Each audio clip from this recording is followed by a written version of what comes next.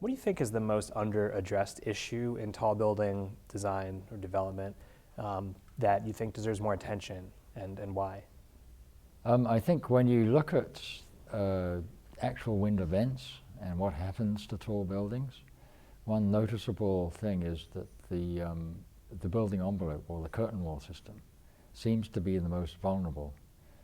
And when you look at aftermath pictures of hurricanes and so on, Hurricane Wilma, for example, caused a lot of damage to building wall systems, and as a result water gets in, and so the interior contents are then wrecked basically, and so a lot of insurance claims come from failure of the building envelope.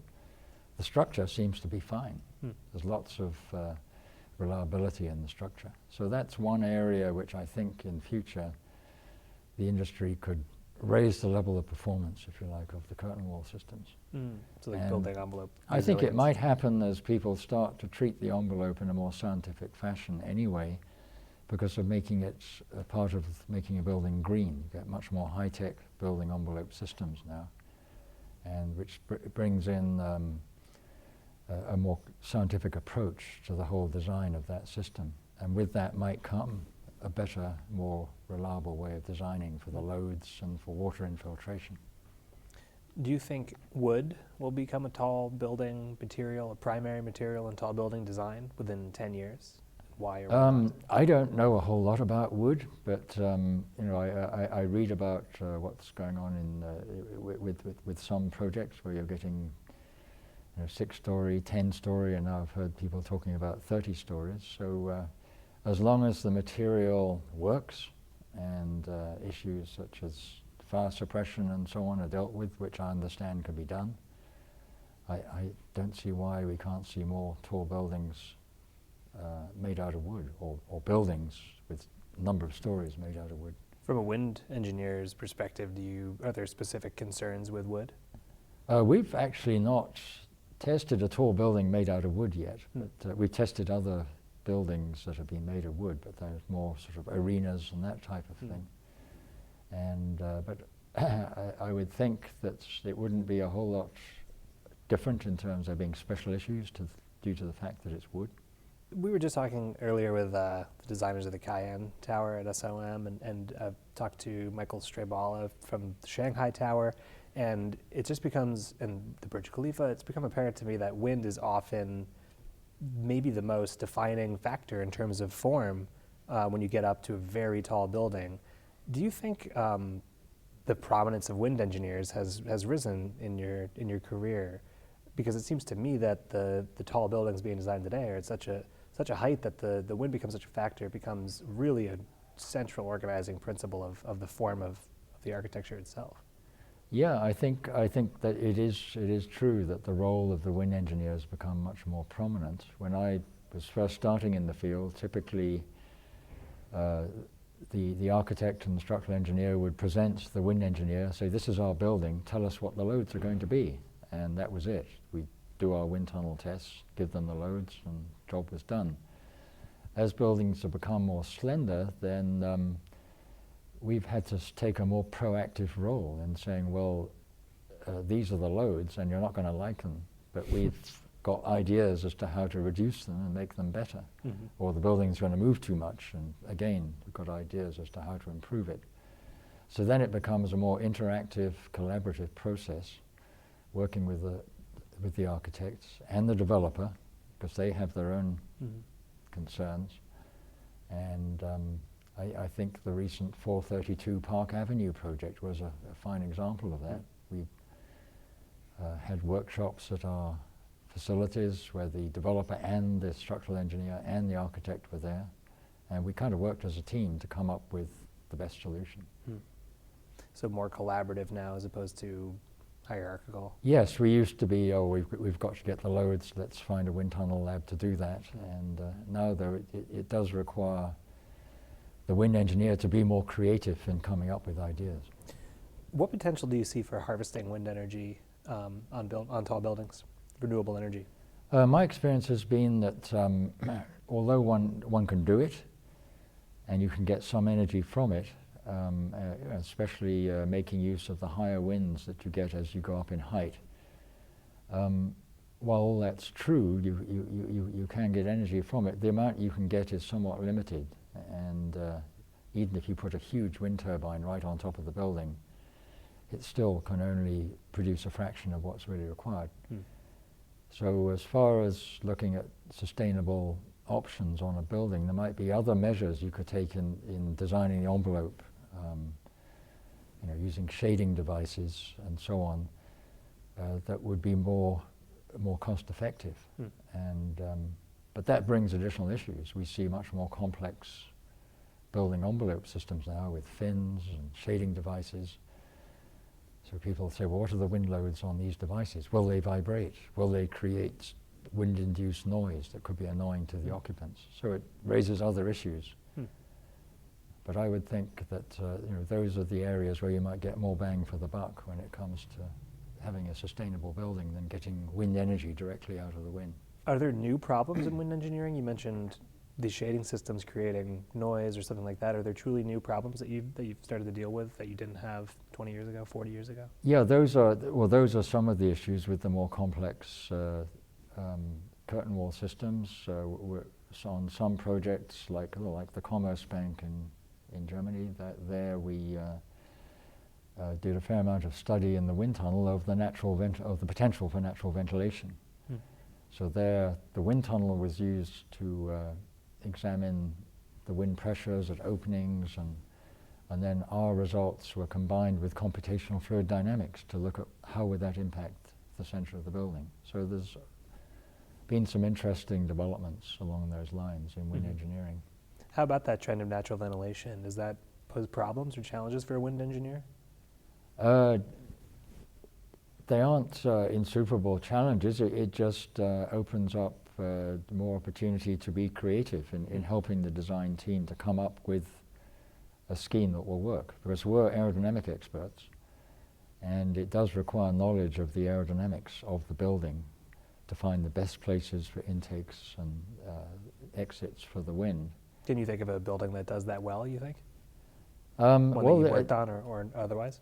Well, I think the Commerce Bank building is one that I believe works reasonably well. I think in tropical climates there's more opportunity for using natural ventilation. One of the first buildings that we looked at was actually not a tall building. It was just a two-story building, but they wanted to use natural ventilation, and so we came up with an aerodynamic device on the roof that would produce a lot of suction, and you could suck air in from all the other parts of the building. What was it, the device? It was just a specially shaped opening at the top with kind of cover on it, and then walls either side to stop rain getting in, coming horizontally and getting under that cover. And so it produced quite a decent suction. The idea of having something on the roof came from the architect originally, but them not being experts in aerodynamics, they had it shaped differently, which wouldn't have worked so well. But with the combination of the idea from them and us with our aerodynamic knowledge, the collaboration produced something that worked quite well. That building was one of the early buildings to get a LEED Platinum designation. And where was this building? That was the company that owned it was called Environment and Ecology, an environmental consulting firm, so it was very appropriate, near Buffalo, New York. Okay. Now, you mentioned that the prominence of wind engineers has risen, and things are more collaborative now between architects and wind engineers and other kinds of engineers and everyone. But what's something about wind engineering that architects or the general public still misunderstands? I often get asked the question, why aren't we using computers? Why are we still using wind tunnels? And there are some fundamental reasons for that. First of all, we're dealing with highly turbulent, very complex flows, which, despite the amazing computer power that we now have these days, it takes a supercomputer days of time to run one wind direction at one wind speed.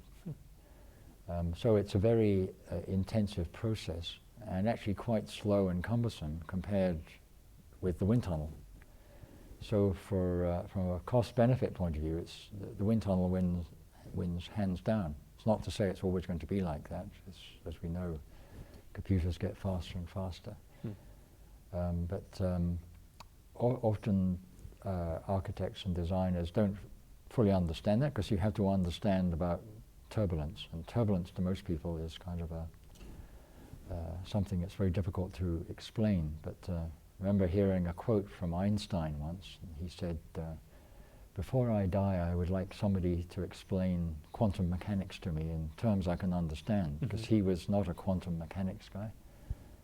I said, "After I die, I'm hoping that God will explain turbulence to me."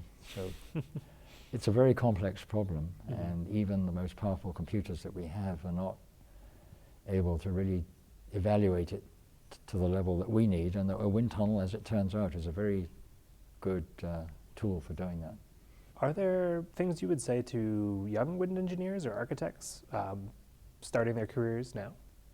As well, if for wind engineers, because that's my field, so I have sort of experience in that. I'm not an architect, although I wish I knew more about architecture. That would be one thing I would try and broaden my education in retrospect. Why? I think it develops creative abilities in the brain, you know, which helps your lateral thinking. But I think to be a good wind engineer, you need a good grounding in certain subjects. I guess it's like being a musician. You have to learn some basic skills and cover off some basic areas of knowledge like aerodynamics, structural dynamics, you know, structural design, structural reliability, signal processing. There's a number of different things that one needs to learn. But then, having got some grounding in that, I think it's important fairly early on to start working on real projects, because my experience is there's nothing like working on a real project to make you start to ask questions, which makes you go back to those basic subjects that you should have known earlier, but which you didn't have time to really study enough, and learn to an even greater depth what they were about. So I think it's this cyclical process of working on a project, developing questions, and then asking, going back to knowledge, basic knowledge in these subjects, and studying them in more depth, which then allows you to do a better job on the next project. Work on real projects and use real wind tunnels, I guess. Exactly, yeah. So, so it's important to try and get involved with a wind consultant at some point, so and to work on those projects, or if you're a designer, to try and educate yourself in the kind of topics that the wind consultant has to deal with, not to master it to the same level, but to at least gain a basic understanding. Yeah, I asked a few other people if you had a tall building that you most admired that you wanted to emulate, or you thought that had a feature should be emulated more widely, or a tall building that you most admired but would change one aspect of it? I've worked on a lot of tall buildings, and it's difficult to pick one in particular, but the ones that are freshest in my memory, well, the Shanghai Center building, that was... the World Financial Center? Yeah, I'm not sure what it's called now, but with the big gap at the top opening? No, it's the new Shanghai Center. Oh, the Shanghai Tower? The Shanghai Tower, maybe it's called. Under construction still. Yeah, it's nearing, well, it's getting quite far advanced now. And there it was a combination of shaping and orientation on the site that played quite a large role. And also it's got an interesting skin on it. It's got this inner skin and then the outer skin. And looking at the wind loading on those skins and the use of ventilation at the different levels, and how that was going to impact the internal pressures in the building, which affects the loading on the skin. So it was an interesting project, but there have been a lot of other projects that have been interesting. Obviously working on Burj Khalifa was a sort of high mark, literally. And there had been, we worked on the shape of that over a period of about 18 months, looking at various shapes. So that was very interesting. We learned quite a lot, and did in fact reorient the building on the site. So I have good memories of the creative juices working on those projects. We had Bill Baker in here earlier, and he mentioned the 6 sides of Burj Khalifa. Yes. Yes, well, it has certain wind directions which it's more sensitive to, and or certain orientations to the wind that makes it more sensitive. So rotating it around until we had its best wind direction pointing towards the highest winds was an important part of the design, and it was only through doing the testing and on multiple configurations and looking at different shaping options that we were able to come up with an optimum. When you have a site, do you test? How do you know exactly what the wind direction is going to be? Because it changes all the time, right? Is local data good everywhere, or do you have to go on site and test for, and how long do you have to test for? Well, we do rely on local wind data, and we don't just rely on local wind data. We try to make sure we're not looking at one anomalous weather station, that we've got some level of consistency in the general region. So that tells us fairly well which are the wind directions which have highest probability, and I use that word here because we're talking about risk levels. Mm-hmm. And everything in structural design is achieving the right level of risk. And yeah, sure, you could get high winds from any wind direction, but what's the risk of that happening? Mm-hmm. And that factors into the overall risk calculation. Mm-hmm.